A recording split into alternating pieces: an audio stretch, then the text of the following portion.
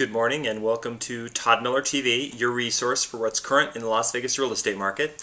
And I got a request on YouTube to put a video on about reversing foreclosure sales. Now, you probably are aware that sometimes there's some, the bank makes a mistake or something happens and it causes the sale to be reversed, foreclosure sale to be reversed. So I'm going to go through some of the reasons that can happen. The first reason it can happen is a coordination mistake. So I'll give you an example. Borrower's in the house, they're getting a loan mod. Loan mod gets approved, and they've been in default for the legal amount of time. Well, the foreclosure department has sort of taken over. They're not talking to the loan mod department. The loan mod was agreed to, and foreclosure department goes ahead and moves forward with the foreclosure. Next thing that the borrower finds out, someone knocks on their door and says, "Hey, I just bought your house at the trustee sale," or "Hey, I'm the real estate agent assigned to sell your home," and they're going, "Wait, I just got a loan mod." That's happened to us before. Typically what happens is the sale gets reversed. They reverse the sale, and if it was bought at a trustee sale, that person gets their money back. If it was if it was taken back by the beneficiary, by the bank, then it just gets reversed and the person moves forward with it.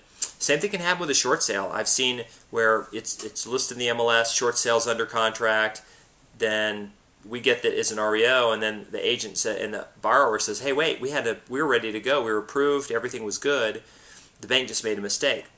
A few days later, they call us and said, "No, we're taking back the property. We're going to go ahead and let the short sale go through." So it could be a coordination problem. That's one of the reasons they can reverse a sale.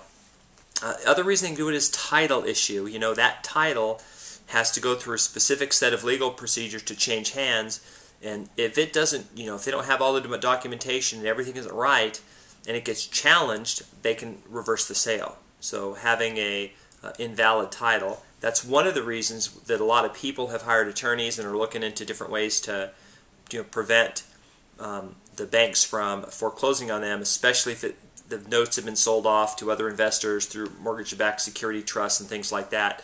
So that just prevents those, it's a stalling tactic mainly. It's just to say, "Hey, no, you don't have the right to foreclose." But most of the time they end up being able to actually foreclose.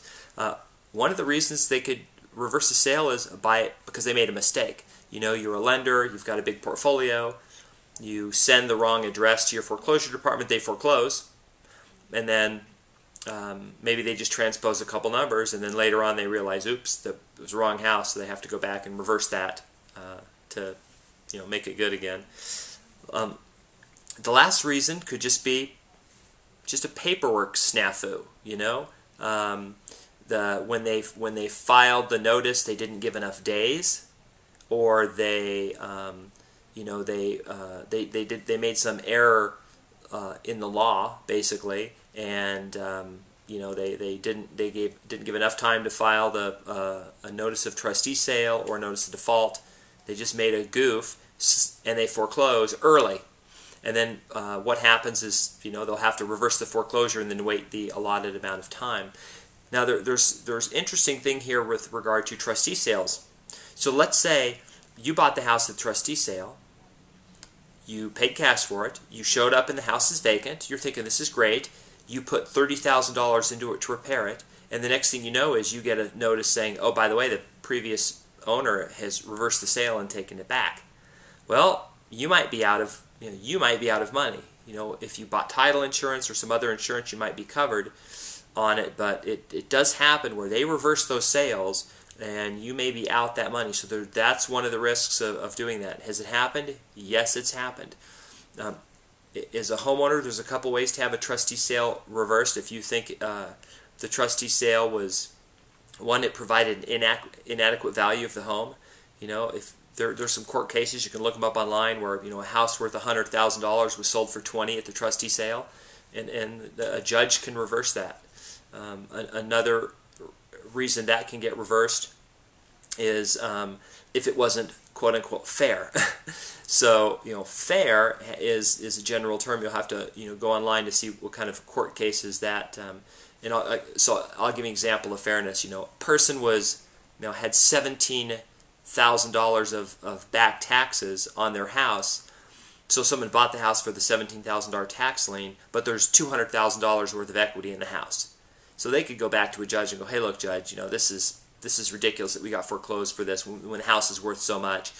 And they would say, well, maybe that wasn't fair. Maybe they should have just put a lien on the house or something like that instead of foreclosing. So, there are reasons this can happen. We've seen it up to a house we had under contract. It was foreclosed. We put it under contract. Buyer did inspections 2 days from close of escrow. This person thought they were buying a bank-owned home. 2 days prior to COA, the bank called and said, reversing the sale, we've got title issues. Sale reversed. People were not happy at all. So it can happen. There's risk in it. The best thing you can do is be flexible, listen to your real estate professional, and that's it. That's my update for today, and I hope to see you at the next update. Do remember you can click over there on RSS feed. If you're watching this on YouTube, if you go to toddmillertv.com, there's an RSS feed you can put in your email. You'll get an email every day, or you can just do the regular RSS. It'll show up on your in Outlook or on Internet Explorer if you want to just subscribe to these and get them as they come out. Thanks a lot, and I will see you on the next one.